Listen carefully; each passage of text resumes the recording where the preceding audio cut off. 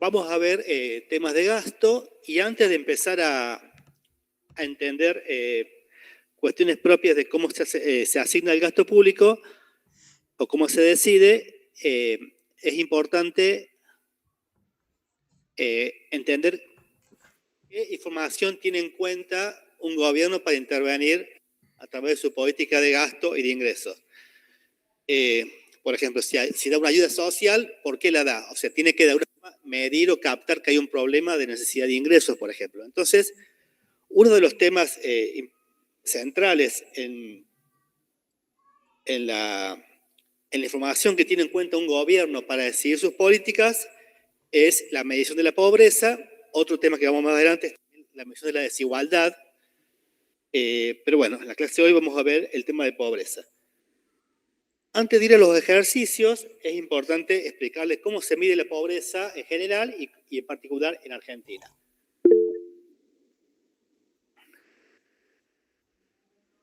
En Argentina se usan dos formas para medir la pobreza. Una es un enfoque directo, se dice directo porque se va y se ve si la persona es o el hogar es o no pobre, que es el método de las necesidades básicas satisfechas, que es el que está ahí resumido, que es un método que se realiza junto con el censo de población. Como se hace el censo de población en Argentina y en otros países, en cada hogar se hace una serie de preguntas y de esa forma se capta o no si ese hogar es pobre, en base a indicadores objetivos. Este enfoque tiene en cuenta varias preguntas. Bueno, ahí están las dimensiones que se miden, si tiene inconvenientes la vivienda, si es precaria, techo de chapa, por ejemplo, se capta eso. Después, si tiene un baño en condiciones, si viven muchas personas amontonadas, si hay hacinamiento en el hogar, si hay chicos con edad escolar, se ve si esos chicos están yendo o no a la escuela, y también el jefe de hogar, el nivel de educación, el nivel de ingresos que tiene, para ver si ese hogar tiene una capacidad de ingresos adecuada. Bueno, este es un método bastante objetivo porque se va a cada hogar y se ve si el hogar es o no pobre en base a ciertas dimensiones. Pero ¿cuál es el problema de esta medida? Que es muy costosa. Se hace solamente cuando se hace un censo de población y se hacen eso cada 10 años. Entonces, lo tenemos para el 2022, para el 2010, para el 1990. Y para las políticas públicas hace falta también otro mecanismo más frecuente de medición de la pobreza, que sea constante y no esperar un censo cada 10 años para saber en qué zonas de una sociedad, de un país, hay más o menos pobreza. Entonces, ahí entra en juego el otro... bueno, antes de pasar al otro indicador, veamos lo que da en los últimos censos de población, qué porcentaje de hogares no cumple con alguno de esos objetivos que vimos antes para ser considerado no pobre. Fíjense ahí que a nivel país, en 2022, casi el 7% de los hogares tenía alguno de estos problemas. O había hacinamiento, o la vivienda no era digna, o le faltaba baño, etc. En el caso de Córdoba, fíjense, en el último censo, el 4,3% de los hogares son pobres en base a este criterio directo o estructural. Como les decía recién, esa forma de ver la pobreza es muy costosa, se puede hacer solamente con un censo de población. Entonces, en la práctica también se sigue un enfoque indirecto, porque no es que se ve en cada hogar si es o no pobre, sino que de una forma indirecta se cuantifica cuántos hogares tienen problemas de pobreza. Es a través de la línea de pobreza, que lo que se hace es un muestreo de hogares, se fija cómo es la composición de esos hogares para ver cuál es la necesidad de gasto que tiene, y después se compara con el ingreso que declaran y se ve si ese ingreso es suficiente o no para ser considerado hogar no pobre. Acá les paso datos recientes. Hace pocos días se publicó los datos del segundo semestre del año pasado. Este indicador se lo mide semestralmente. ¿Por qué? Porque hay meses donde se paga el aguinaldo, por ejemplo, donde los hogares tienen más ingresos. Entonces, para evitar ese problema de qué me estoy considerando, una forma de aislar eso es considerar el ingreso por semestre y se compara con lo que le haría falta al hogar para ser pobre o no pobre y se determina su situación. Bueno, ahí están, primero, el primer gráfico muestra la incidencia de la pobreza a nivel de hogares. El total de hogares es el 21%, o sea que en el segundo semestre del año pasado, el 21% de los hogares era pobre. Y dentro de la pobreza hay dos categorías. Está el pobre indigente y el pobre no indigente. ¿Cuál es la diferencia? El pobre indigente es la persona o el hogar que no alcanza a una canasta, no tiene ingresos suficientes para la canasta alimentaria. Además de alimentos, un hogar gasta en remedios, vestimentas, esparcimiento, etc. Bueno, si un hogar no alcanza a juntar ingresos para comprar la canasta alimentaria mínima, se dice que ese hogar es indigente. Si ese hogar tiene un poquito más de ingresos que la canasta mínima, pero esos ingresos no son suficientes para una vida adecuada, bueno, se considera que es una persona o un hogar pobre no indigente. Bueno, a la derecha está la misma medición, pero a nivel de personas. Y fíjense ahí que la cantidad de personas pobres en el segundo semestre del año pasado era el 28%. Ahí les hago una pregunta. Si ustedes comparan los dos gráficos, ven que a nivel de personas la pobreza es mayor que a nivel de hogares. ¿Qué explica eso? ¿Por qué razón? Si yo cuento personas, veo más porcentaje de pobres que si cuento porcentaje de hogares pobres. Es simple. Porque en un hogar no vive una sola persona. No te escucho, discúlpame. Porque en un hogar no hay una sola persona, digamos. No sé si te escucha bien, yo te escucho con distorsión, pero bueno, la respuesta es que no sé si es lo que dijiste, pero la respuesta es que en los hogares pobres la cantidad de miembros es mayor. O sea, sociodemográficamente, los hogares más ricos tienen menos hijos que los hogares más pobres. Entonces, cuando uno mide la cantidad de pobres en cantidad de personas, es mayor que si lo mide a nivel de hogares. Porque en un hogar rico puede haber un hijo o no tienen hijos, y en un hogar pobre puede haber 3, 4 chicos. En promedio, la cantidad de hijos es mayor a menor nivel de ingresos. Entonces, eso hace que cuando mido la pobreza a nivel de personas, es mayor que a nivel de hogares. Bien, y este gráfico muestra la evolución que hubo en los últimos años de la pobreza. La línea de arriba mide pobreza, la de abajo indigencia. Ahí el último dato, fíjense, coincide obviamente con el anterior, que el 28% de las personas es pobre.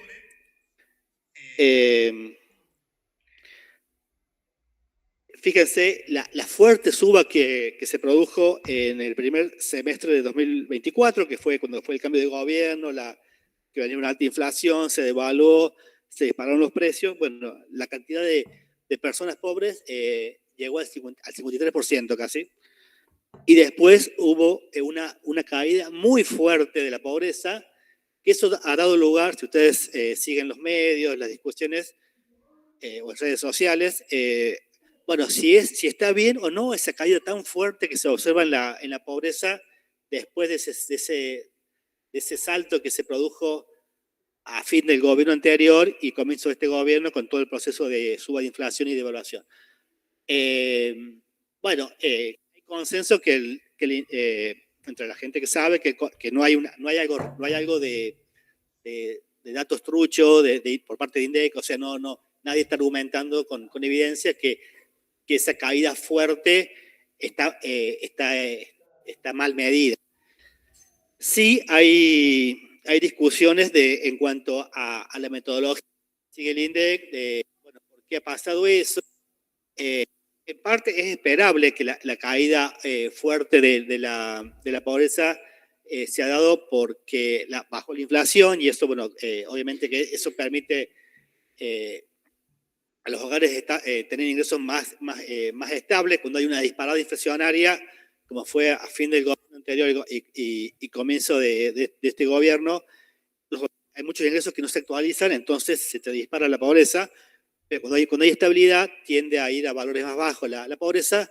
Otro elemento importante es que el gobierno aumentó mucho, si bien hay muchos ingresos, por ejemplo, de los docentes que han crecido menos que la inflación, hubo un aumento muy fuerte en la asignación universal por hijo y ese ingreso impacta de lleno en los hogares más pobres.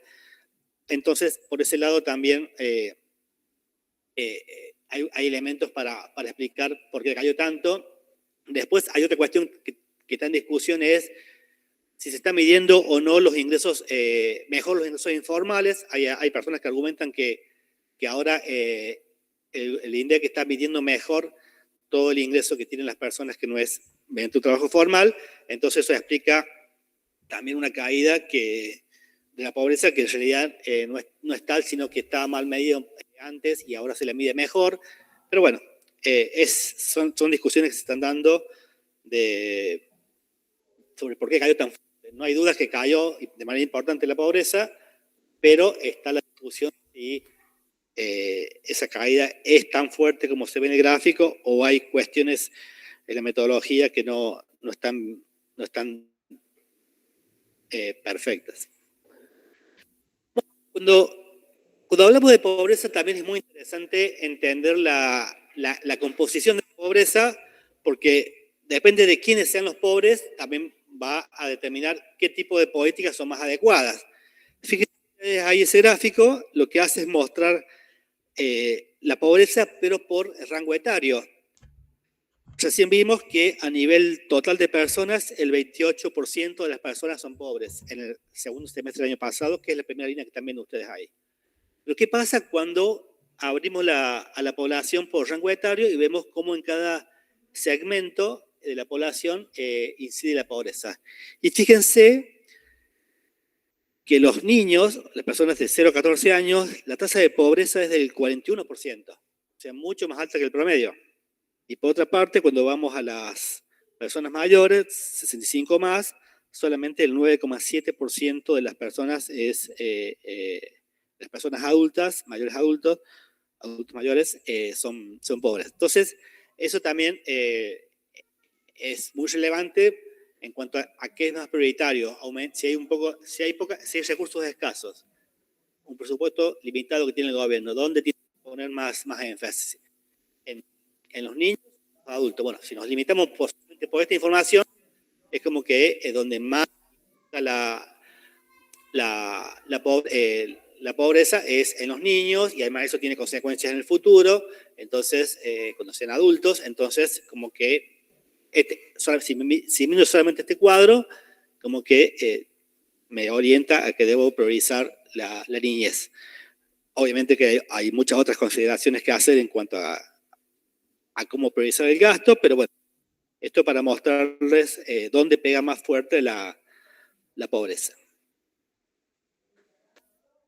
También la pobreza no es la misma en todos los lugares del país. Argentina es un país muy heterogéneo en cuanto a nivel de desarrollo. Entonces, acá este cuadro lo que me permite ver es un poco cómo cambia la pobreza según la región del país. El INDEC lo que hace es hacer una muestra en 31 aglomerados del país para medir la pobreza. En la provincia de Córdoba lo hace en el Gran Córdoba, o sea, la capital y las ciudades que están alrededor, y en Río Cuarto. Bueno, en total son 31 aglomerados, y ahí ustedes pueden ver, fíjense de vuelta, pobreza a nivel de personas, total país es 28,2. Cuando lo vemos ahí en Gran Córdoba, que está más abajo, es 23,2 la pobreza, o sea, en Córdoba el porcentaje de personas pobres es un poco menor que a nivel del promedio país. Cuando vemos, por ejemplo, Resistencia en Chaco, es el 42% de la pobreza, y en la capital federal el 9%. Entonces, fíjense la diferencia que hay entre regiones del país.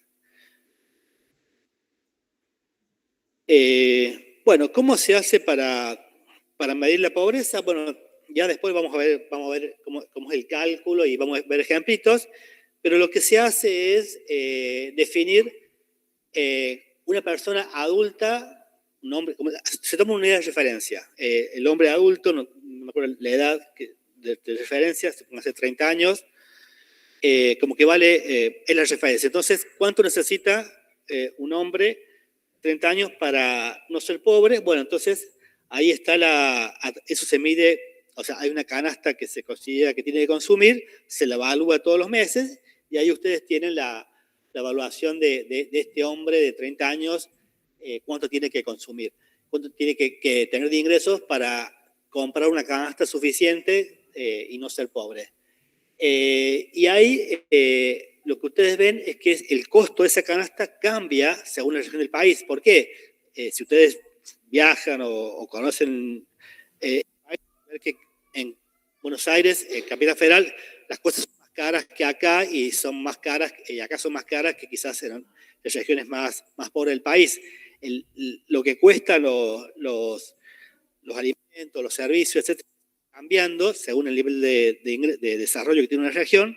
Entonces, si quiere medir la pobreza, hay que tener en cuenta esa diferencia de costos. O sea, si yo quiero ver si una persona es pobre o no pobre en Córdoba, tengo que ver sus ingresos de manera diferente a que si lo veo en Buenos Aires o en Jujuy, por ejemplo. Y ahí al costado ustedes pueden ver la relación. Por ejemplo, si en Gran Buenos Aires hace falta 100 pesos para no ser pobres, en la región pampeana, que es Córdoba, hace falta 98,6, o sea, es casi lo mismo, un poquito menos. Pero fíjense, si van a la Patagonia, ahí hace falta 117 pesos, o sea, casi 20% más caras son las cosas en la Patagonia que en el Gran Buenos Aires. Y por el contrario, en el noroeste, ahí me muestra la relación que es 80, o sea, la canasta de consumo para no ser pobre es un 20% más barata en el noroeste del país que en Buenos Aires. Bueno, y lo último que nos hace falta de lo que es conceptual para entender cómo se mide la pobreza es tener en cuenta que lo que requiere consumir un hombre adulto no es lo mismo que un niño, por ejemplo, o una mujer. Esto es lo que se resume en lo que son las tablas de equivalencia. Fíjense ahí, ¿quién vale uno? Bueno, vale uno, sí, un hombre, un varón de 30 a 45 años vale uno, es la unidad de referencia. Fíjense, si estoy considerando un niño o una niña de 3 años, por ejemplo, es 0,51. ¿Qué significa eso? Que si un adulto requiere 100.000 pesos por mes, un hombre adulto requiere 100.000 pesos por mes para ser no pobre, un niño de 3 años requiere la mitad, 51.000 pesos. Entonces, eso es importante porque cuando uno va a un hogar, no puede decir, hay 5 personas, cada uno tiene que consumir 100.000 pesos. No. Hay que tener en cuenta si es varón o mujer, y hay que tener en cuenta la edad.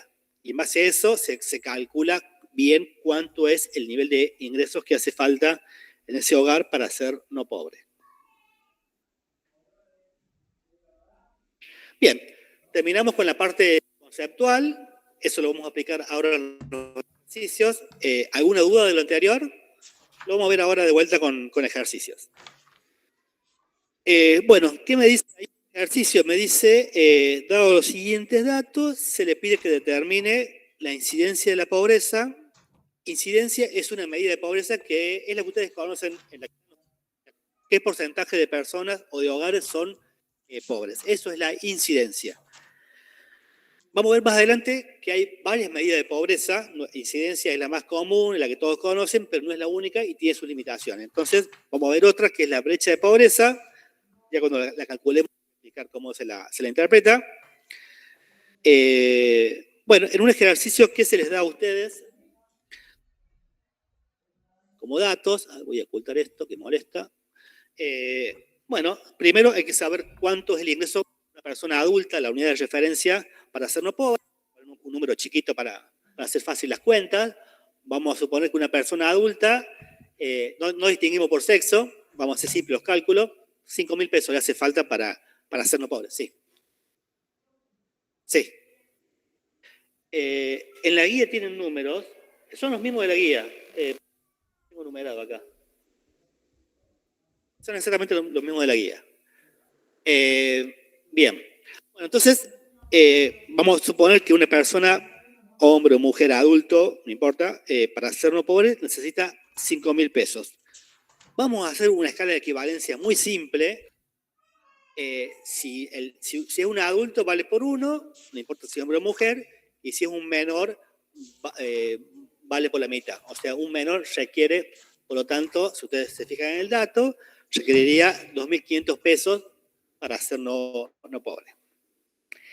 Y después están los datos de los hogares. Cuando el INDEC va arma la muestra y va a cada hogar de la muestra a ver quiénes viven ahí, lo que hace es eso, contar cuántos menores hay, cuántos adultos hay, y después hacer una serie de preguntas para ver cuántos ingresos tiene el hogar en total por todo concepto. Eso es en la práctica lo que se hace. Todo esto son los datos del ejercicio. ¿Una duda por el planteo? Bueno, en un parcial van a tener algo así, muy parecido a esto, si se les toma este tema. Bueno, vamos a la resolución. Ahí arriba está repetido lo mismo de la hoja anterior, y en el cuadro de abajo es lo nuevo. Fíjense ustedes ahí, lo primero que tenemos que hacer es transformar la estructura del hogar en adultos equivalentes, porque es lo que podemos calcular de manera rápida. ¿Y cómo llegamos a adultos equivalentes? Lo que tenemos que hacer es sumar. ¿Los adultos cuánto valen? 1 cada uno, ¿están de acuerdo? Entonces, en el hogar 1 tengo 2 adultos, que valen por 1. Y tengo 2 menores. Cada menor vale 0,5. Entonces, en total tengo 3 adultos equivalentes, ¿están de acuerdo? En el hogar 2, yo tengo un adulto, o sea, sumo 1 allá, más 3 menores, que suman cada uno 0,5. Entonces sería 1,5 los menores, más 1 del adulto, me da 2,5. ¿De acuerdo con el cálculo? Y en el hogar 3 tengo 2 adultos, cada uno vale por 1, entonces ya tengo 2, y tengo un menor. El menor vale 0,5, entonces tengo 2 más 0,5, 2,5.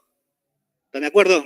El cálculo de adultos equivalentes. O sea, el primer paso es pasar la estructura del hogar a adultos equivalentes. ¿Por qué? Porque es lo que yo tengo el dato de cuánto requiere de ingresos para ser no pobre, entonces me facilita el cómputo. Bien, entonces lo siguiente que calculo es la línea de pobreza del hogar, o sea, cuánto le haría falta de ingresos a ese hogar para ser no pobre, que es multiplicar los adultos equivalentes por lo que requiere cada adulto equivalente, que es 5.000 pesos. Entonces sería 3 por 5.000 me da 15.000. En el hogar 2 tengo 2,5 por 5.000 me da 12.500. Y en el hogar 3 tengo 2,5 adultos equivalentes por 5.000, que es el ingreso, me da también 12.500. ¿Están de acuerdo entonces cómo se calcula la línea de pobreza del hogar? O sea, ¿cuánto ingreso le haría falta a ese hogar para ser no pobre? Bueno, siguiente paso es ver los ingresos, que era un dato del ejercicio. 14.000, 10.000 y 20.000. Y ahora es muy simple. Los ingresos, ¿superan o no a la línea de pobreza del hogar? Si no lo supera, es pobre. Hogar 1 es pobre, hogar 2 es pobre, hogar 3 es no pobre porque tiene 20.000 de ingresos y le hace falta 12.500 para ser no pobre. ¿De acuerdo? Y el último cálculo es este segundo indicador de pobreza, que es la brecha de pobreza, que es simplemente lo que le falta al hogar si es pobre para ser no pobre. Entonces, el hogar 1 es pobre, sí. Entonces, ¿cuánto le haría falta a este hogar de ingresos para salir de la pobreza? 1.000 pesos. Porque tiene ingresos por 14.000 y le haría falta 15.000 para ser no pobre. Hogar 2, 2.500 y hogar 3, 0. Acá tengan cuidado porque la brecha de pobreza solamente se calcula si el hogar es pobre. Porque el concepto es ese, ¿cuánto le falta para salir de la pobreza? Si el hogar es no pobre, no hagan la resta y pongan con un número negativo. Porque a veces se equivocan en esto, en los ejercicios, en los parciales. Si el hogar es no pobre, no tiene brecha de pobreza, no le falta nada para ser no pobre. Solamente se calcula la medida cuando el hogar es pobre. Bien, ¿cuál es la utilidad de esta medida? esta medida también es muy importante en términos de política pública, porque uno compara esta medida a nivel de sociedad con el monto de los programas sociales. Por ejemplo, la UH en Argentina, usted por hijo, ¿cuánto es el presupuesto que tiene? Bueno, tantos millones. Los hogares pobres, ¿cuánto le hace falta de ingresos para salir de la pobreza? Bueno, entonces uno comparando el presupuesto que tiene un gobierno en política de transferencia con respecto a lo que le haría falta a los hogares pobres para salir de la pobreza, tiene una idea de cuánta plata hace falta o de si la plata que tiene impacta o no en la pobreza. Porque si lo que el gobierno tiene es muy chiquito respecto a la brecha de pobreza que hay en un país, no va a provocar casi nada. En cambio, si lo que el gobierno tiene de transferencias es un monto importante respecto a la brecha de pobreza, bueno, entonces es probable que esa política de transferencias tenga un impacto muy fuerte en sacar a los hogares de la pobreza.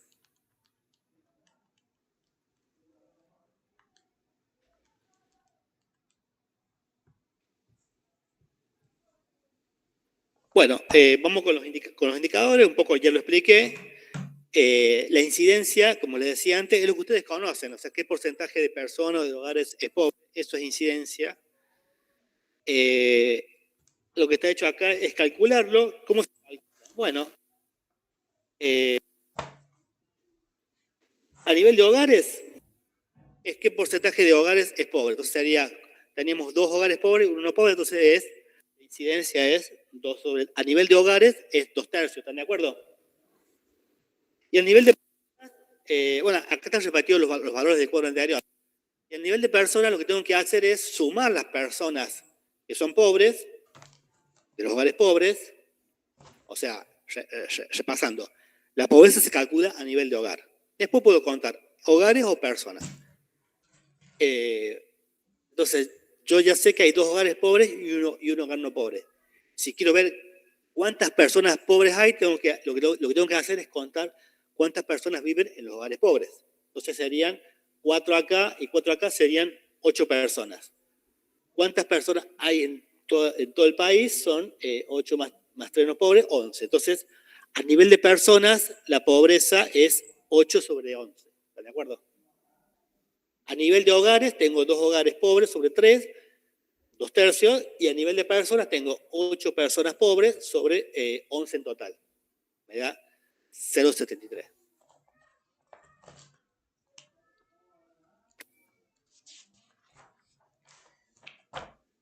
Bueno, ya lo expliqué, la brecha de pobreza, a nivel país, la brecha de pobreza es 3.500, porque lo que hago es sumar la brecha de pobreza de cada hogar. Acuérdense, la brecha de pobreza es cuánto ingreso le haría falta a cada hogar pobre para ser pobre.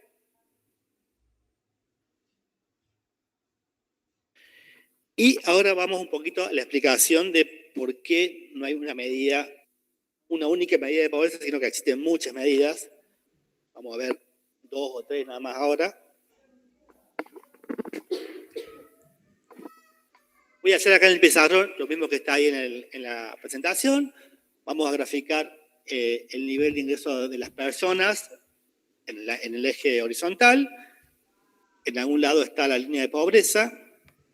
Las personas que están de este lado son pobres, las personas que están de aquel lado son no pobres, o sea que tengo los pobres. Y acá tengo los no pobres.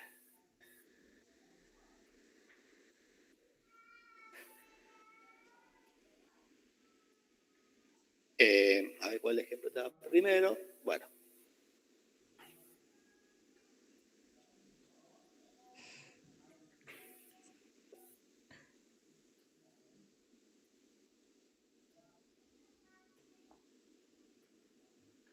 Si vemos esta situación y calculamos la incidencia, ¿cuál sería la incidencia a nivel de personas? En un parcial les digo incidencia de pobreza. ¿Cuánto es? ¿Qué tienen que hacer? 2 dividido 3. Lo vimos recién. 2 dividido 3, 0,77. ¿Qué tengo que dividir? 2. Es la de personas, sí. Fíjate en el gráfico acá. No, pero acá del dibujito. 2/3, ¿están de acuerdo? hay 2 personas pobres que tienen ingresos menores a la línea de pobreza sobre un total de 3 personas. ¿Están de acuerdo con el cálculo? Esto lo van a tener que hacer en el parcial, ¿no? Así que no tengan duda de esto. Entonces, la incidencia, o sea, contando la cantidad de personas que son pobres respecto al total, es 2/3. Ahora, ¿qué pasa si en el país hay una crisis económica y pasa esto? Esta persona se viene acá, esta viene acá y esta viene acá. ¿Qué pasó con la incidencia de la pobreza? Sí, igual. ¿Subió, bajó, no cambió?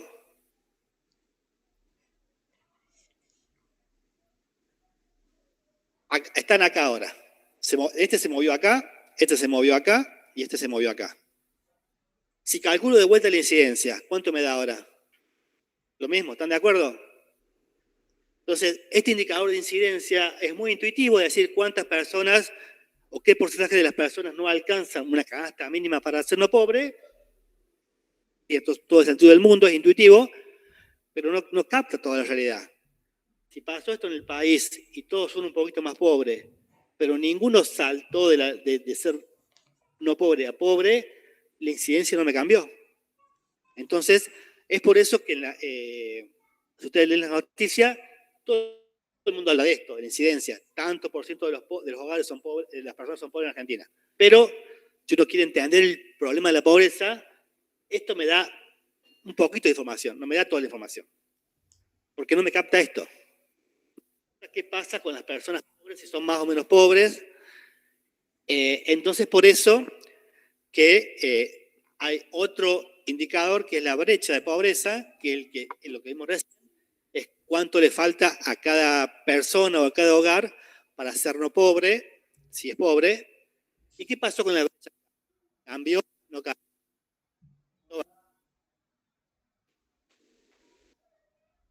Ahora, lo que tengo que hacer para medir la brecha es solamente ver las personas que son pobres. A esta persona pobre, ¿cuánto le faltaba antes para ser no pobre? Esto, ¿están de acuerdo? Y ahora le hace falta esto a esta persona. Y lo mismo con esta, que antes le faltaba esto y ahora le hace falta esto. Entonces, cuando veo ahora pobres, la brecha aumentó, ¿están de acuerdo? Entonces, por eso es muy importante este segundo indicador de brecha, porque me permite captar si los pobres son más o menos pobres que antes. No solamente ver si están de un lado o del otro, sino también los pobres. ¿Son apenas pobres o son muy pobres? Si son muy pobres, indigentes, la brecha me va a dar alta. ¿Están de acuerdo? Bien. Y el último caso que no está en la presentación, también se los comento.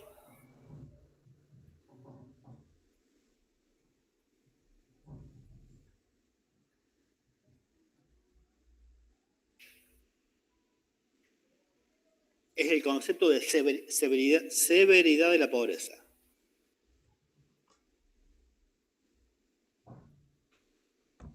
De vuelta gráfico a las 2 personas pobres, que aquí al comienzo.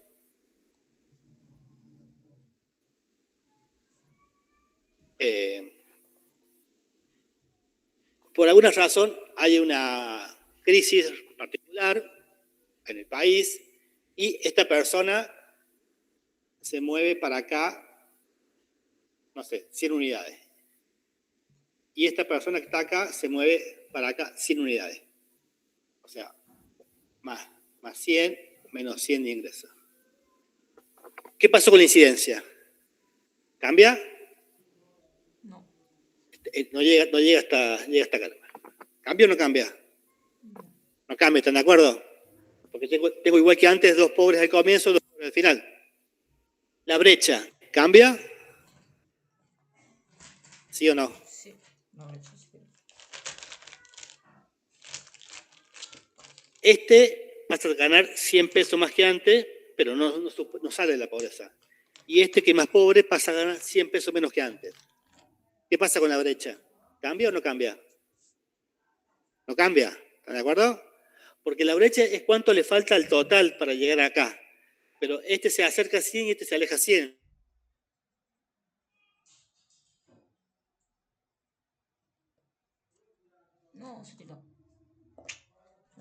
concha de su madre.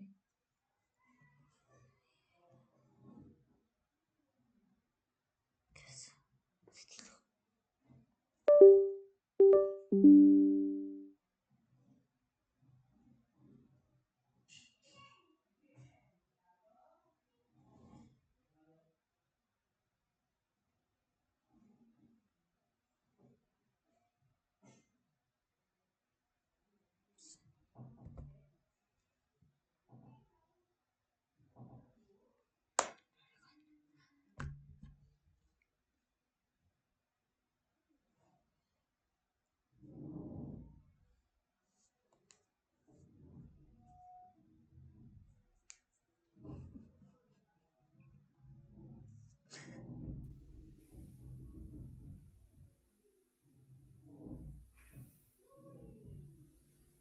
No hay nada en el chat.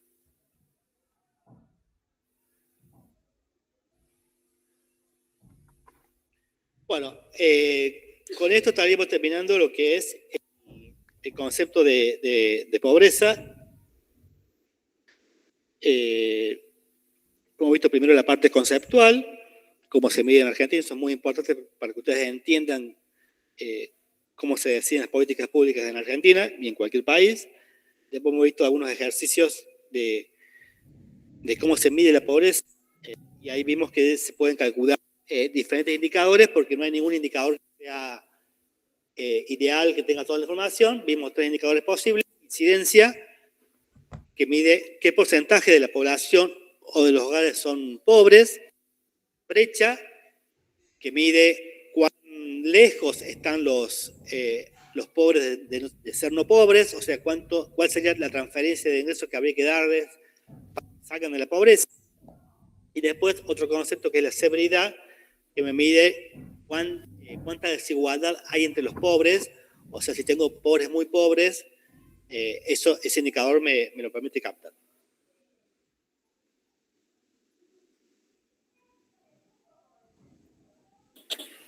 Profe, no está presentando. Discúlpame. Que no se ve la presentación. Ah, bien, debo haber dejado de compartir.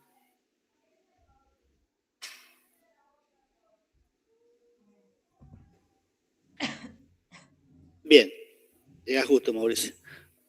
Sí. Bueno, queda un temita más que quizá lo demos en la próxima clase, de la parte esta de cómo medir la incidencia del gasto público, incidencia distributiva. Esto más para ver el tema de la desigualdad. Se los doy como tarea para que lo vayan leyendo y después explicamos la clase que viene.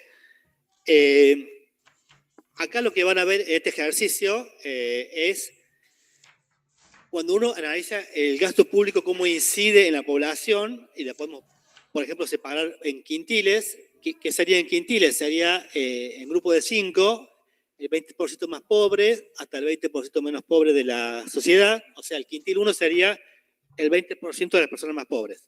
Y así voy subiendo hasta el quintil número 5, que sería el 20% de la población mayor ingreso. También podría estar hecho por deciles, que sería del 10%, percentiles, que es de 1%, bueno, no importa, eso son criterios de agrupamiento. Y lo que interesa saber es cómo incide el gasto público, si es progresivo o regresivo, que eso quizá ustedes ya lo conocen, cómo se mide eso. Y el otro concepto es si es pro pobre o pro rico, que se lo dejo como tarea para que lo lean. Por la clase que viene lo explicamos.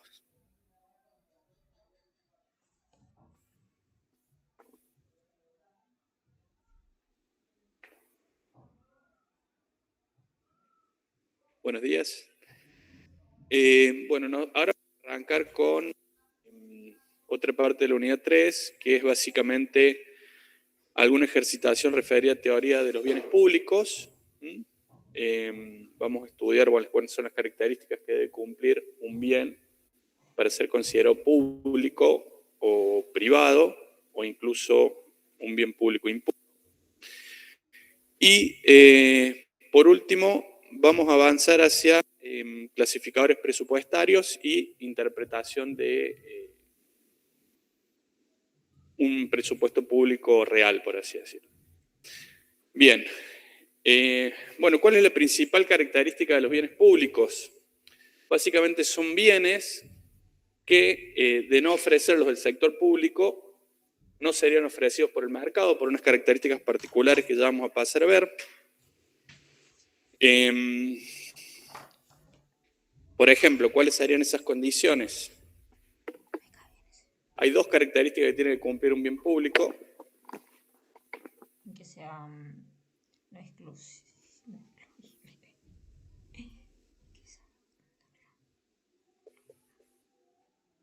Una es la no rivalidad en el consumo y la segunda es que es un consumo no excluyente. ¿Qué quiere decir esto? Que yo pueda consumir un poco de alumbrado público o un poco de un juego de una plaza o un poco de seguridad nacional, que es un poco más abstracto, no va a reducir el consumo de otro, ¿no? Esa es una de las características. Y la segunda característica es que las posibilidades de exclusión a otro de ese consumo son bajas o nulas, ¿no? Esto de, imagínense poner un guardia en la plaza para que administre no sé cuántas veces se sube a un sub y baja a un niño o cuántas veces usa la luz de una farola pública un usuario, algo bastante inviable. Entonces esto nos lleva a otro punto, que claramente, como mi consumo no resta el consumo del resto y excluir del consumo suele ser inviable, muy caro, necesariamente este tipo de bienes son bienes de consumo conjunto.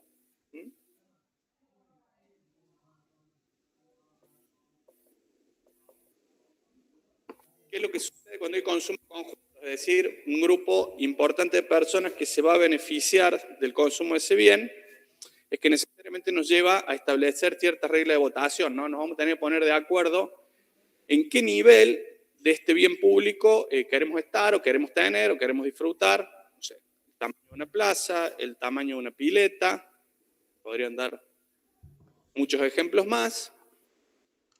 Eso nos lleva a un próximo problema. ¿Qué es lo que sucede si es de consumo conjunto, si se tiene que ofrecer una sola vez y una vez que se ofrece cualquiera puede disfrutar de él? ¿Qué creen que puede suceder? Puede haber un problema en términos de conducta estratégica, ¿no? Si todo lo que estamos acá tuviéramos que financiar un determinado bien público, no sé, una plaza, tal vez algunos tendríamos la inclinación a decir, no, mira, yo no voy a pagar esa plaza, yo voto porque no haya plaza. Como somos un número lo suficientemente grande, probablemente el resto sí quiera la plaza, la financie, la vote, pague sus impuestos para que haya esa plaza y después yo hago un usufructo gratuito, ¿no?, de ese bien. Eso es lo que se denomina teoría del free rider o teoría del polizonte.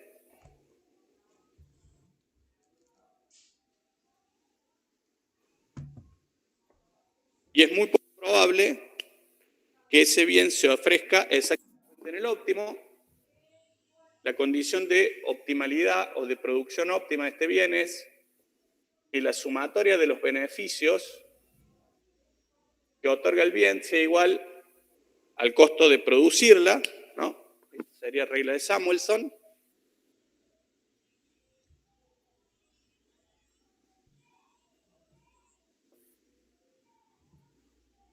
Hay varios experimentos realizados al respecto en laboratorio, pues no es fácil tampoco encontrar una votación tan pura sobre exclusivamente un bien público. En general, cuando las personas votan un programa de gobierno, votan un montón de bienes públicos juntos.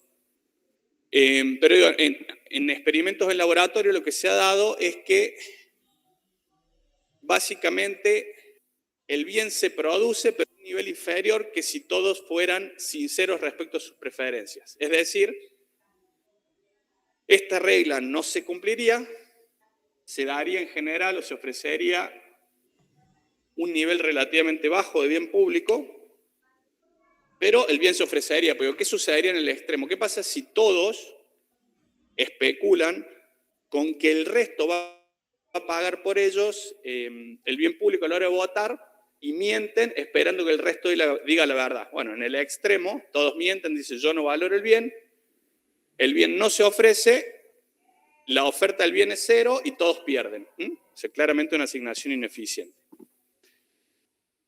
Esto sería básicamente el problema de los bienes públicos. ¿Cuáles son las características de los bienes privados? O sea, la mayoría de los bienes de consumo, los bienes que ofrece el mercado, tienen rivalidad en el consumo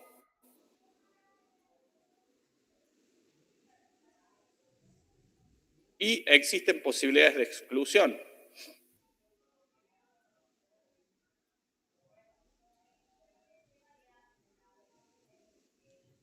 Bien, ¿cuál es la condición de provisión óptima de este bien? Es que las valoraciones marginales sean iguales al costo marginal de provisión de este bien. Esta condición de optimalidad en mercados perfectamente competitivos, con información perfecta, si se cumple, digamos, se debería cumplir los problemas, y en este caso en particular, en mercados completos, en competencia perfecta, no se justificaría la intervención del mercado, ya que se obtendría una asignación óptima. O sea, se llegaría a este óptimo. O sea, nadie podría estar mejor, salvo que alguno de los integrantes de la sociedad pierda, estuviera peor, es decir, claramente estamos en una situación óptima. Bien, bueno, esto sería modo de intro. Podemos hacer un cuadrito más. Le hago una pregunta. ¿La energía eléctrica es un bien público o un bien privado? El servicio residencial de energía eléctrica. Público. ¿Es público o es privado? No, privado. O sea, ¿existe rivalidad en el consumo? O sea, no sé, viene una fábrica que duplica la necesidad de consumo energético de Córdoba o de Argentina. Necesariamente le va a restar consumo al sistema, es decir, hay rivalidad en el consumo. ¿Existen posibilidades de exclusión? Sí, digamos, ¿no? Hay un medidor, pagamos la luz, o si no le pagamos le cortan, o sea, básicamente es un bien privado más allá de que el oferente sea el sector público.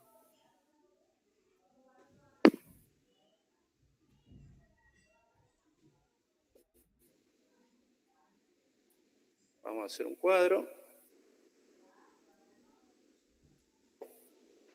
Y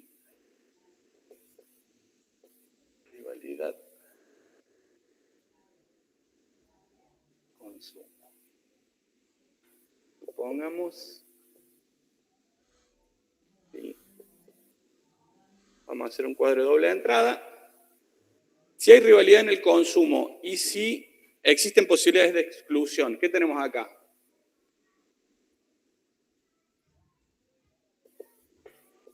Un bien privado. Si existen posibilidades de exclusión y no hay rivalidad en el consumo, básicamente vamos a tener un bien público impuro. Si existen rivalidades en el consumo y no existen posibilidades de exclusión, también vamos a tener un bien público puro.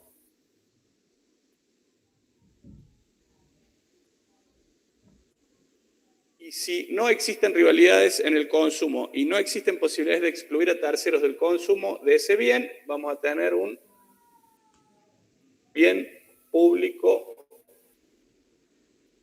puro. Bueno, ejemplo de bien privado, una remera, una gaseosa. Ejemplo de bien público impuro donde existen posibilidades de exclusión, pero no hay rivalidad en el consumo. Podría ser un Wi-Fi público, o sea, en un lugar público, una ruta.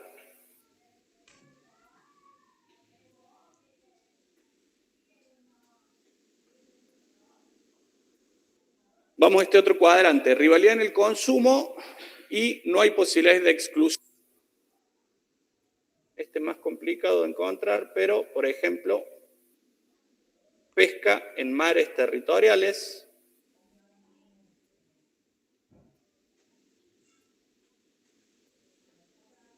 Y bien público puro, bueno, el ejemplo clásico,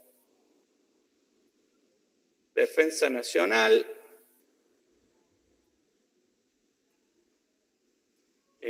puede ser alumbrado público,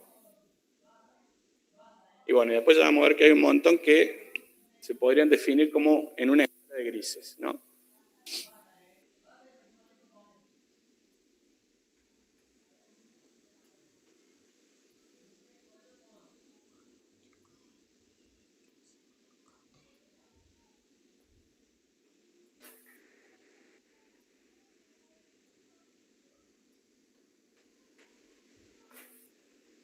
Bueno, ahora vamos a pasar a hacer algunos ejercicios, básicamente de identificar si el bien candidato o el bien a observar en cada uno de los puntos del ejercicio 1 se puede clasificar como un bien público puro, un bien privado o un bien público impuro, en función a que se ubiquen en alguno de estos 4 cuadrantes que vimos recién. Otro ejemplo de bien privado, que vuelvo a remarcar, es energía eléctrica.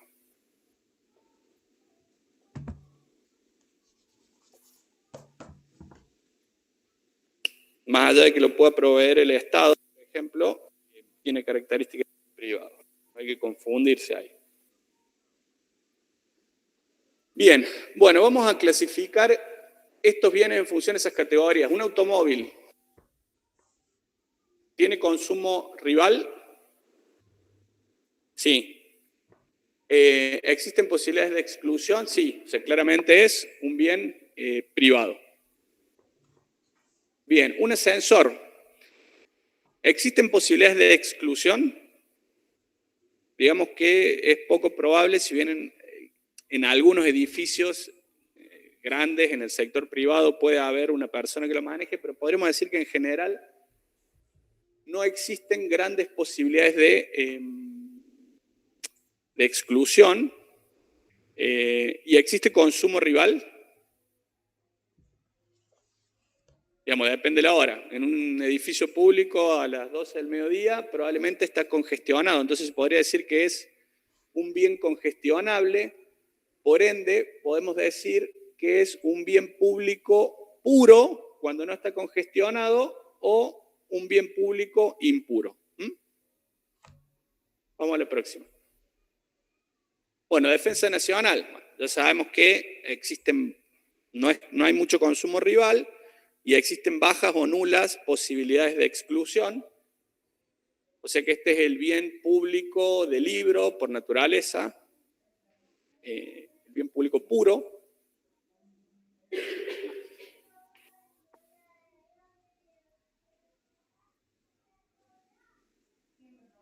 Bueno, una farola en la vía pública, hemos hablado de esto, más o menos las mismas condiciones que la defensa nacional, no existen posibilidades de exclusión, no hay consumo rival, o sea que es un bien público puro.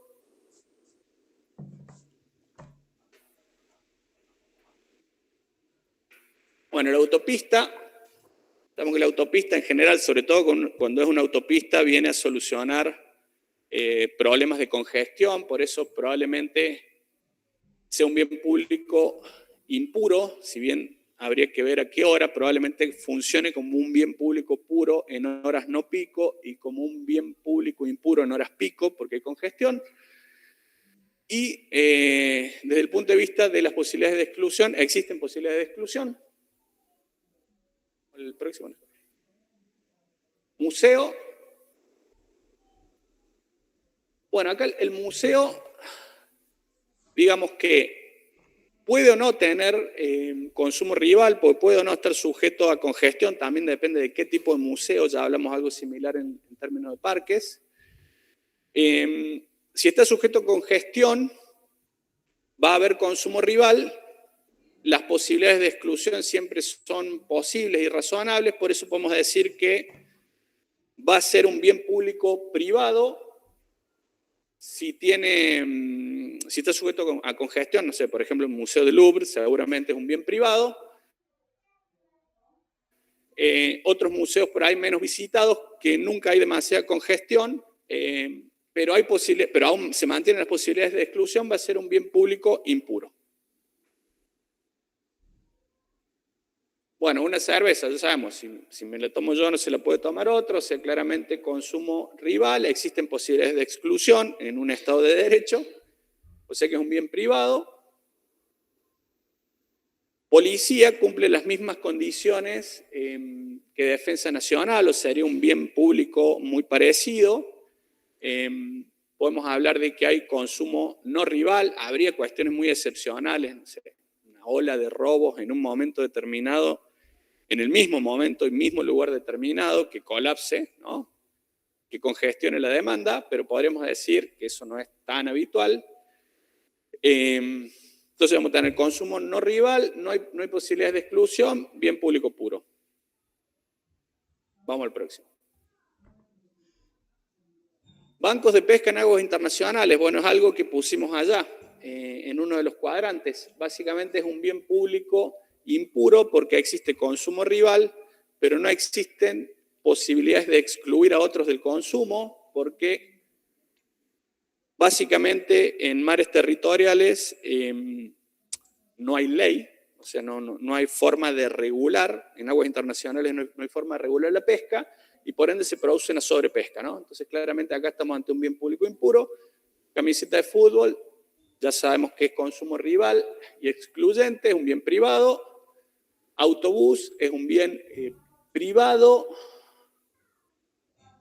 Yo creo que en Córdoba es un bien privado. En general va a estar congestionado y existen posibilidades de exclusión. Tal vez en una hora no pico podría funcionar como un bien público impuro. Un parque, volvemos a lo mismo, si hablamos de un parque de barrio, muy probablemente nunca esté congestionado. Las posibilidades de exclusión son bajas, no sería rentable tener un cuidador en un parque que no usa mucha gente, entonces desde ese punto de vista sería un público puro,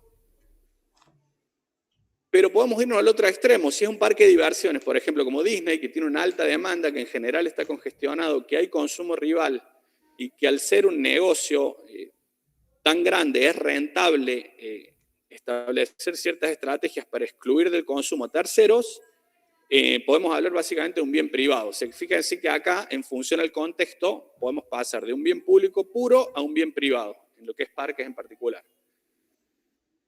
Bien. Bueno, vamos a hacer un ejercicio conceptual para repasar las características de los bienes públicos, cómo funciona la provisión, las condiciones de provisión óptima de un bien público y cómo sería esa solución si este bien fuera un bien privado, ¿no? Ya sabemos que tienen condiciones de provisión óptimas distintas. Tenemos acá en este ejercicio una tablita con una serie de precios de 10 a 80. Tenemos dos consumidores donde se muestra la propensión que tendrían a consumir este bien genérico en función a cada uno de los precios. Y lo que vamos a hacer es comparar las condiciones, o sea, las condiciones de equilibrio entre oferta y demanda suponiendo primero que el bien es público y después que es privado. Pásame si... Bien. Supongamos que el bien es privado. Si es privado y al ser consumo rival, ya sabemos que tenemos que hacer demandas horizontales, ¿no? De cada uno de los individuos para obtener cuánto va a demandar el mercado a cada precio, ¿no? Entonces, por ejemplo, el individuo 1, vuelve una filminata. Por ejemplo, el individuo 1 a 10 pesos va a querer 2.100 unidades y el individuo 2, 2.700. Entonces la demanda de mercado en ese punto sería la suma de 2.100 más 2.700. Lo mismo para el precio de venta y así sucesivamente. Lo que hacemos es construir la demanda de mercado.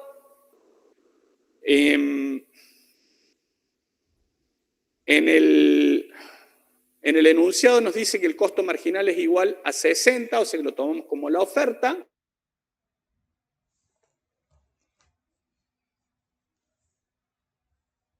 Se vuelve a terminar. ¿Qué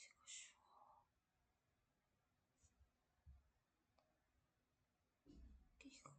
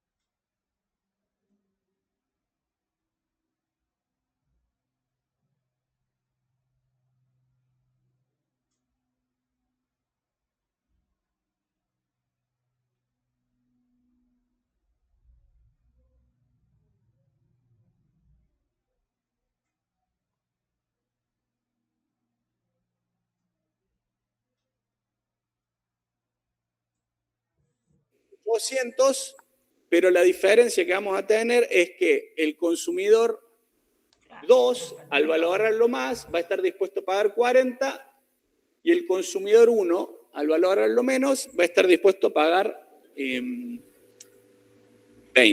Profe, una pregunta, ¿puede volver a explicar por qué se cortó la llama y recién vuelve? ¿Ok?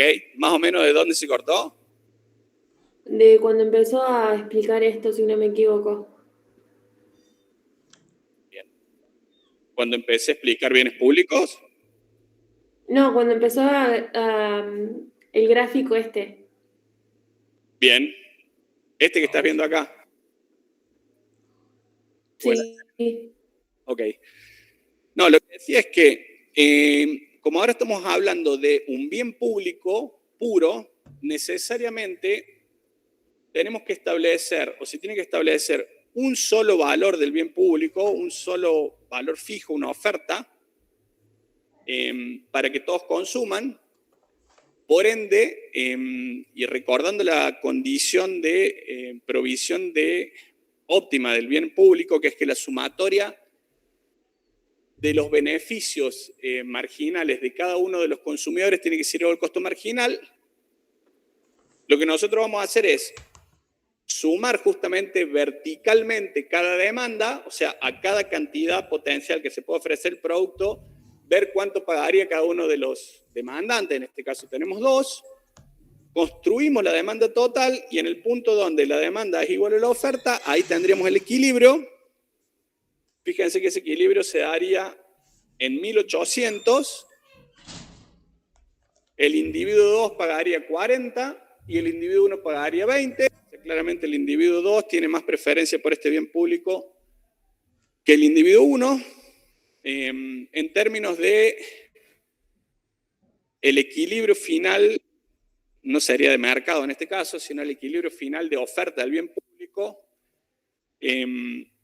sería que la cantidad de equilibrio serían 1800, el precio total por el que se pagaría por este bien público sería de 60, de estos 60, 40 pagaría el demandante 40 pagaría el demandante 2 o el consumidor 2 y 20 pagaría el consumidor 1.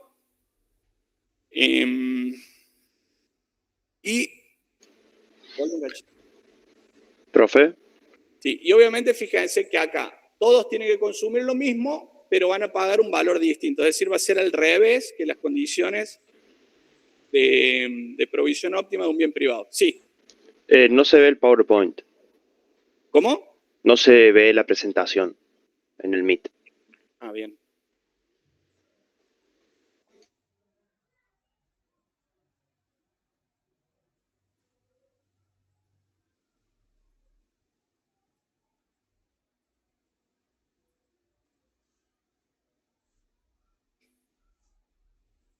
Ok, entonces, rebobinando un poquito. A diferencia del mercado de un bien privado, de las condiciones de equilibrio de provisión de un bien privado en competencia perfecta, acá vamos a tener que todos van a consumir lo mismo por las características típicas de un bien público, pero van a pagar distinto.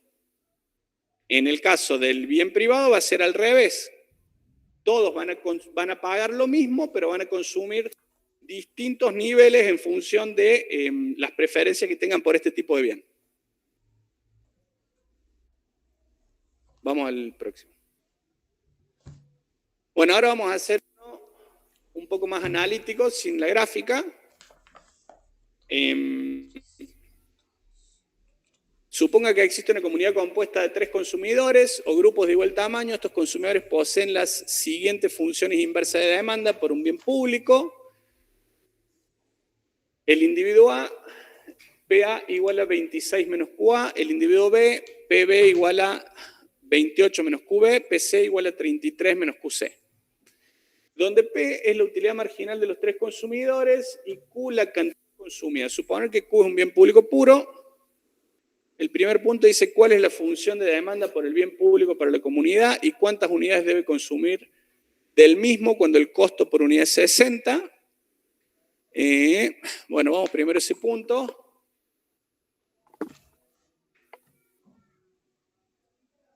Lo que habría que hacer es sumar las demandas inversas para obtener la demanda total. Tenemos que hacer 26 menos Q más 28 menos Q más 23 Q. Así que la demanda total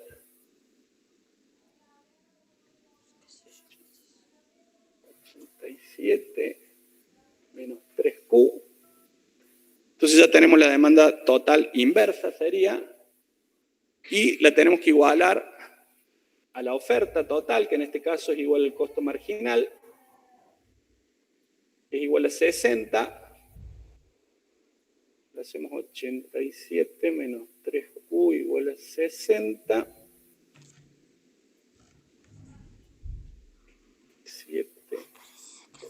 3. Tenemos que la provisión óptima es igual a 9. ¿Cuánto pagaría cada uno? Esa creo que es la segunda pregunta.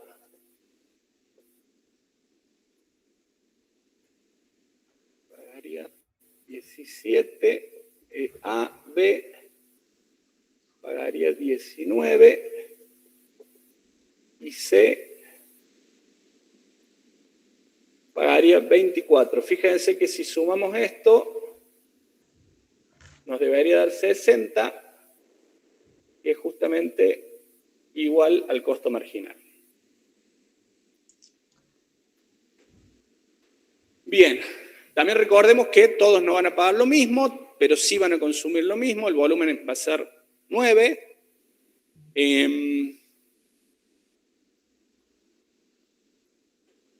¿Qué sucederá en la realidad, digamos, ¿no? Si esto lo tuviéramos que llevar a ampliar la cantidad de votantes, pero con las mismas características del bien, sabiendo que un bien público puro? ¿Hay garantía de que lleguemos a este valor, a Q igual a 9, y que todos los que valoran el bien, la sumatoria de las valoraciones del bien sea exactamente igual al costo? No, por lo que dijimos anteriormente, va a haber siempre cierta inclinación a una conducta estratégica de subestimar la declaración, digamos, la verdadera valoración que tienen los individuos, esperando que el resto pague por ellos. Si eso sucede,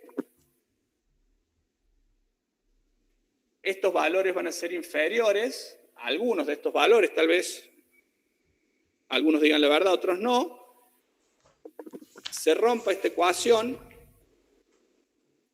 y se ofrezca demasiado poco respecto de lo que sería la situación óptima.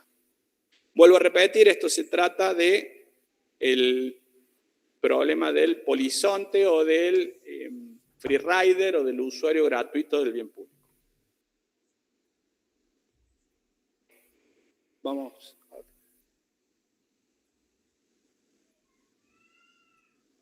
Bien. Bueno, esto se lo voy a dejar como repaso, pues básicamente lo mismo que el punto 1. Y ahora nos vamos a meter en interpretación del presupuesto público, ¿no? Esto es decir, che, bueno, me gustaría saber qué es lo que hace un Estado provincial, municipal o nacional con el dinero público, quisiera saber en qué gasta. Cualquiera de nosotros como ciudadano, también le puede interesar, por ejemplo, a algún organismo multilateral de crédito, saber cuáles son las finanzas o la evolución de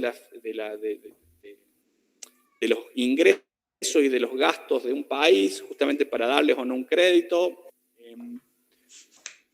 A los analistas, periodistas, investigadores les gustaría saber también qué tan sustentable es la deuda pública del gobierno nacional o provincial y en función a eso construir indicadores, no sé.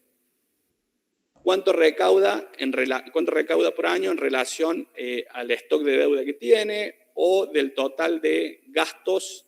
¿Qué gastos son corrientes, es decir, que se gastan continuamente todos los años y cuáles son de capital y por ende, por ejemplo, en infraestructura tiene un impacto más allá de este ejercicio? Y bueno, básicamente para todo eso, pásalo. Existe un clasificador, una combinación de clasificadores que se llama cuenta de ahorro, inversión, financiamiento del sector público. Vamos a encontrar a los 3 niveles de gobierno, por lo menos a los 2 más grandes, a nivel nacional y a nivel provincial, esta estructura, si queremos investigar un poco en qué gastan los gobiernos, básicamente es un esquema que muestra los recursos y gastos públicos clasificados de acuerdo a su naturaleza económica y por agregados institucionales. La utilidad es la que dije recién. Quiero saber cuánto gasta en personal una empresa, un gobierno, quiero saber qué tan endeudada está en relación a los recursos que tiene, es decir, en relación al dinero que dispone para pagar, sus obligaciones contribuidas. Si quisiera hacer un análisis de federalismo fiscal, me gustaría saber qué porcentaje de la recaudación total que tiene de todos los ingresos son recursos propios.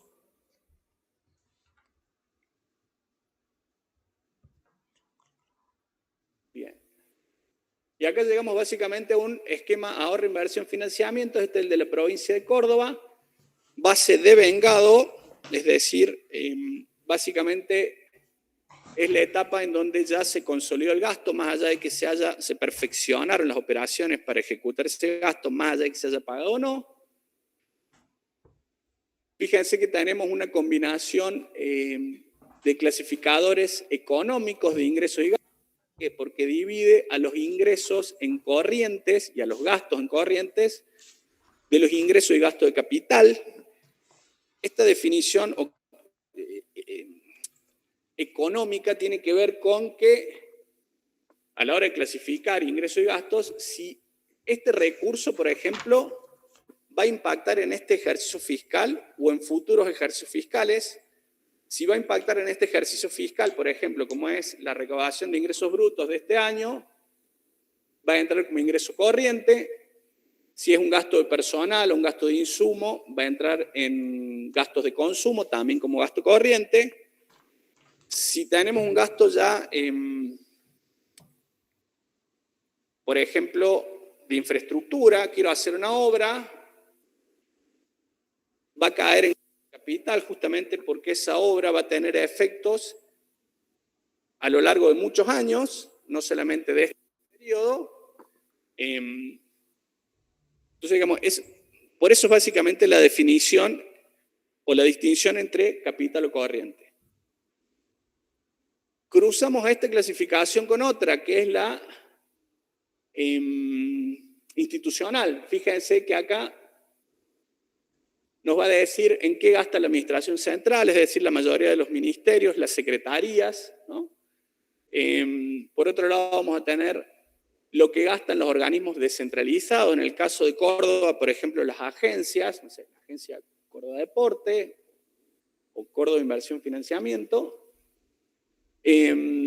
Los fondos fiduciarios, esto es cuando se crea específicamente un fondo para asignarlo al gasto particular de algún tipo de obra. Y tenemos una cuarta línea que son las instituciones de la seguridad social, que es básicamente la caja de jubilaciones en Córdoba, ¿no? Entonces, nosotros quisiéramos saber cuál fue el resultado financiero, o sea, si la provincia en general, independientemente de las instituciones que le integran, tuvo superávit o déficit. ¿A dónde deberíamos ir? Básicamente esta fila, resultado financiero. Fíjense que la provincia en 2024 tuvo 381.000 millones de superávit. Pásame, así hacemos los ejercicios.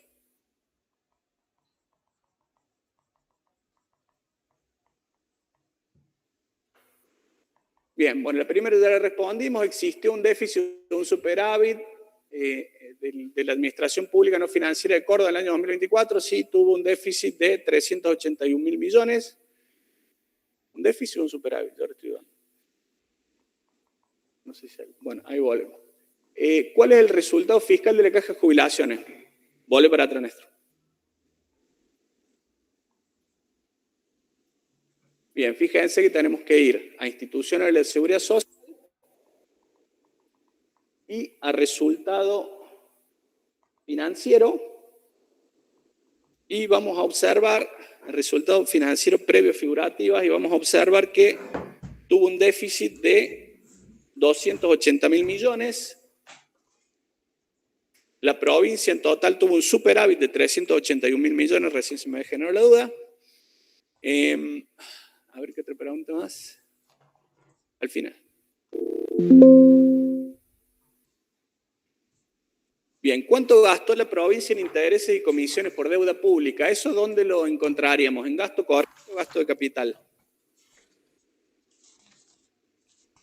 Básicamente, gasto corriente, ¿no? Porque son los intereses que hay que pagar todos los años dentro de los gastos corrientes en rentas de la propiedad, que es el rubro que cubre interés y comisiones por gestión de deuda pública, y la provincia gastó 125.800 millones.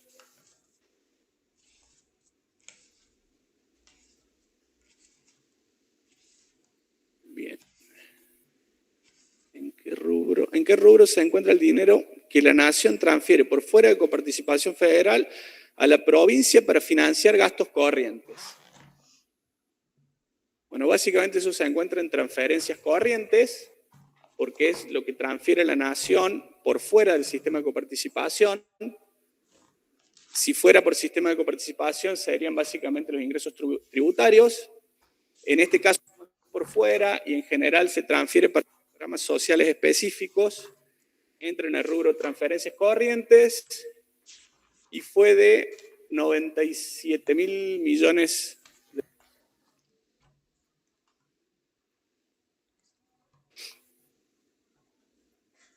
Bien. Bueno. Y hasta ahí llegamos. ¿Alguna duda con lo del presupuesto?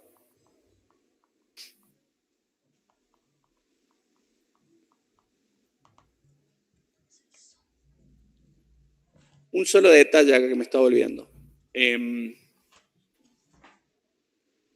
términos de ventajas, bueno, me parece que las ventajas son claras. Rápidamente podemos saber si algún organismo está en déficit o en superávit. Podemos ver qué porcentaje de la recaudación son ingresos corrientes respecto del total de ingresos. Si quisiéramos evaluar un índice de correspondencia fiscal o de dependencia fiscal en términos de los recursos que envía la coparticipación, eso también que envía la nación por coparticipación de impuestos, lo podríamos hacer. El único problema que tiene este tipo de presupuesto es que no te va a dar información relacionada a una relación de objetivos logrados en función a dinero asignado, por así decirlo, en términos físicos. No sé, por ejemplo, en un vacunatorio, bueno, ¿cuántas enfermeras trabajaron? ¿Cuántas vacunas se utilizaron? ¿Cuántas personas fueron vacunadas? Ese tipo de información se pierde en un presupuesto más bien tradicional y financiero, pero desde hace ya varios años las provincias, incluso la nación, están avanzando en medir el impacto de los programas en términos físicos, ¿no? Como decía antes, y bueno, a ver, este es el objetivo, esta es la cantidad de recursos que se utilizaron, se alcanzaron o no se alcanzaron, y además, bueno, bien, eso es todo por hoy.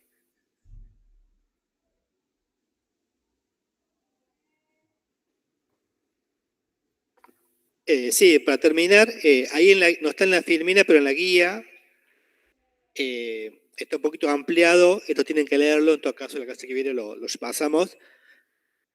Cuando se presenta el presupuesto, ahí vuelvo al gráfico que mostró Mauricio. Para entenderlo, hay varias formas de mostrar los datos. Acá, este gráfico tiene 3 tipos de clasificadores. Por un lado, me separa si es corriente o de capital, ingresos y gastos. Lo de capital tiene que ver con la inversión, con el crecimiento de la economía. Lo corriente para el funcionamiento continuo del sector público. Y dentro de cada clasificador, si es corriente o de capital, está también la clasificación por objeto. Se refiere a si se gasta en pago de salarios, se gasta en compra de bienes, pago de servicios, pago de interés de la deuda, transferencias, esa clasificación por objeto del gasto. Entonces, acá tenemos, cuando vemos la fila, combinando 2 clasificadores. La económica, si el gasto es corriente de capital, y por objeto del gasto, que me muestra en qué partida se gasta. Y cuando vemos las columnas, tiene otro tipo de clasificador, que está separado el gasto según la institución que lo gasta, entonces sería la clasificación institucional. Entonces, resumiendo, este cuadro me muestra el gasto público combinando 3 clasificadores, 2 en las filas, la de económica más la objeto, y la institucional cuando lo vemos por columnas. Esto está comentado en la guía.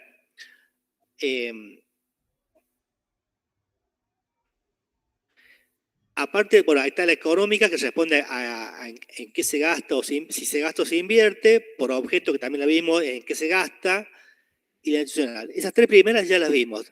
Hay 2 más que son muy útiles, que es por programas, para saber si el gasto es para un programa de salud, un programa de hacer una obra pública, de hacer un puente. Y dentro de los programas, por ejemplo, si hay que hacer una escuela, bueno, va a tener diferentes actividades. Primero va a haber que hacer el plano de la escuela, después construirla, después darle todos los servicios, etc. Como que cada programa está subdividido en actividades. Y finalmente, otra clasificación es la por finalidad de función. Más allá de quién gasta, o si se gasta en salarios o en bienes, ese gasto, ¿para qué lo que es? ¿Es para educación? ¿Es para salud? Ese tipo de clasificador también es muy importante para ver qué tipo de objetivos tiene, qué tipo de objetivos prioriza un gobierno. Si prioriza la educación, prioriza la justicia, prioriza el desarrollo de la economía, etc. A ver, finalidad de función, no. No hay internet. Bueno, después ahí les comparto, o quizás se los agregue en la presentación, les agregue algunos ejemplos para que ustedes vean todos los clasificadores. Eso es importante que lo sepan, porque en una choice, por ejemplo, puede estar la clasificación, usted tiene que saber a qué tipo de preguntas responde, y es lo que les mostré recién. Entonces, eso veanlo de la guía, es cortito, es una página, pero bueno, eso entra también para el parcial. Bueno, con esto estaríamos. Vamos a subir la clase a la plataforma. Cualquier duda, nos consulten o si no, la clase que viene. Chao, chicos.